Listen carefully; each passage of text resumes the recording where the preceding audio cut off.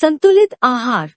हमारे जीवन में भोजन बहुत आवश्यक है, क्योंकि भोजन से ही हमें ऊर्जा मिलती है, जो हमें कोई भी कार्य करने के लिए सक्षम बनाती है। अगर हम भोजन नहीं करते हैं, तो हम कमजोर और कोई भी काम करने के लिए सक्षम नहीं हो पाते हैं। भोजन से ही हम शारीरिक रूप से स्वस्थ रहते हैं। स्वस्थ रहने के लिए संतुलित आहार, बैलेंस डाइट व व्यायाम की आवश्यकता होती है। संतुलित आहार क्या होता है? संतुलित आहार वह आहार होता है जिसमें सभी प्रकार के पोषक तत्व भरपूर मात्रा में होते हैं।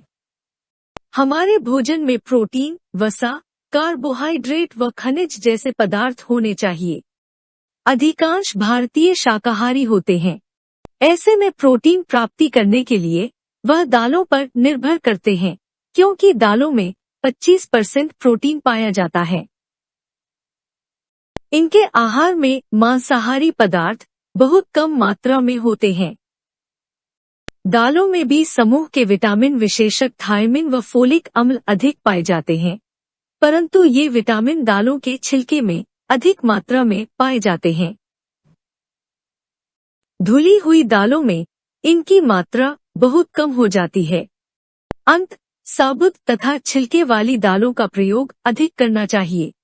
प्रोटीन के लिए सोयाबीन का बहुत अधिक महत्व है, क्योंकि इसमें 40% प्रोटीन होता है। इनके प्रोटीन का जैविक मूल्य भी अधिक होता है। दालों में विटामिन सी की कमी होती है। दालों के अंकुरण से विटामिन सी व बी समूह के विटामिनों की मात्रा बढ़ाई जा सकती है। लोहा यौगिक रूप से सरल रूप में बदलकर अवशोषित होने योग्य हो जाता है तथा उसकी पाचन क्षमता सहज हो जाती है। दूध तथा दूध से बने पदार्थों में दही, पनीर, मक्खन इत्यादि सम्मिलित किए जाते हैं। दूध में लोहा तत्व तथा विटामिन सी को छोड़कर सभी पौष्टिक तत्वों की उपस्थिति होने के कारण इसे काफी हद तक संपूर्ण आहार भी माना जाता है। दूध में कैल्शियम, फास्फोरस, सोडियम, पोटेशियम और मैग्नीशियम तथा विटामिन ए प्राप्त होता है। क्रीमयुक्त दूध से वसा भी प्राप्त होती है। दूध में बी समूह के विटामिन भी पर्याप्त मात्रा में मिल जाते हैं। विशेषकर थायमीन, राइबोफ्लेविन और पायरोडोक्सिन। बी समूह के विटामिन प्रकाश में नष्ट हो जाते हैं, इसलिए दूध को साफ, ठंडा, ढककर और अंधेरी जगह में रखना चाहिए। पनीर अवक्षेपित प्रोटीन है तथा इसमें वसा और लैक्टोज लगभग नहीं होता। पनीर आसानी से पच जाता है। पनीर निकलने के बाद बचे हुए तरल को दही का पानी या छाछ कहते हैं। छाछ में खनिज लवणों व दूध की वसा भरपूर मात्रा में होती है। मांस इसके अंतर्गत पशु पक्षियों का मांस और अंडे सम्मिलित होते हैं। ऐसा माना जाता है कि इनका प्रोटीन उत्तम श्रेणी का तथा अधिक जैविक मूल्य का होता है। अंडे से प्राप्त होने वाले प्रोटीन को ए ग्रेड प्रोटीन माना जाता है।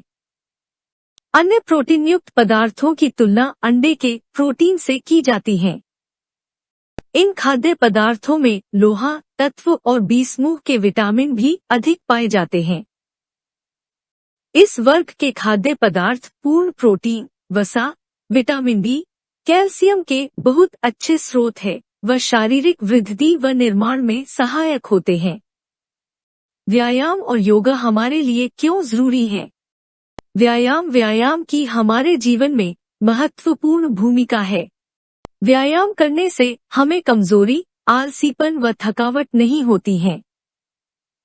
व्यायाम करने से हमें कोई भी काम करने में थकावट नहीं होती है। व्यायाम करने के भी कई सारे तरीके होते हैं। जैसे अगर कोई मोटापा कम करना चाहता है तो वहाँ थोड़ा भोजन करके व्यायाम करें। जब कोई बीमार व्यक्ति व्यायाम करे तो वो भी थोड़ा भोजन करके व्यायाम कर सकते हैं। नियमित व्यायाम न केवल मधुमेह से बचाव करने में बल्कि इस बीमारी के प्रबंधन में भी महत्वपूर्ण भूमिका निभाता है। नियमित व्यायाम से रक्त में शर्करा के स्तर में कमी आती है तथा इंसुलिन की उत्पत्ति में वृद्धि होती है। पैदल चलना एक प्रभावी व्यायाम है। अब आप ये सोच रहे होंगे कि संतुलित आहार में क्या लें, क्या न लें। आप अपने भोजन में ज्यादा से ज्यादा हरी सब्जियों का सेवन करें, जिसमें आप पालक, करेला, पत्तेदार सब्जियों का सेवन करें। आप रोज सुबह उठ के पानी पिए और 20 से 30 मिनट तक कुछ न खाए और न ही पिए। योगा का अर्थ योग शब्द संस्कृत भाषा के यूज शब्द से लिया गया है, जिसका अर्थ है जोड़ना अथवा मिलना। योग एक संपूर्ण जीवन शैली अथवा साधना है, जिससे व्यक्ति को अपने मन, मस्तिष्क तथा स्वयं पर नियंत्रण करने में सहायता मिलती है। मन पर नियंत्रण करके तथा शरीर को स्वस्थ रखकर व्यक्ति परम आनंद का अनुभव कर सकता है। इस प्रकार यह माना जाता है कि योग सभी प्रकार के दुख एवं पीड़ा को नष्ट करता है। मोटापे से बचाव तथा नियंत्रण में योग की भूमिका। नियमित रूप से शारीरिक व्यायाम तथा योग करने से मोटापे की समस्या पर काफी हद तक काबू पाया जा सकता है।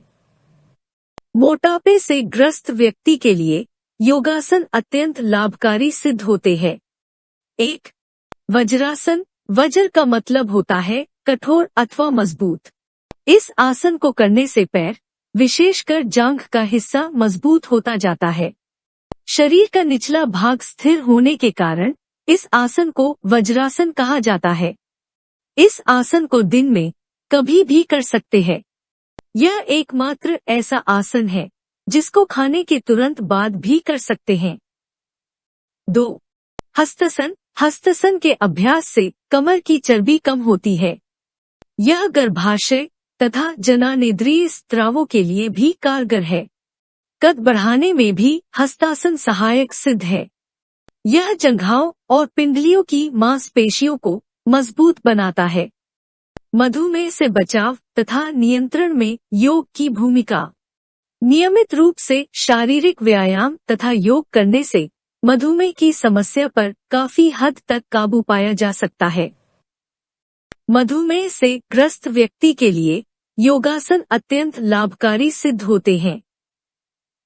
1. भुजंगासन।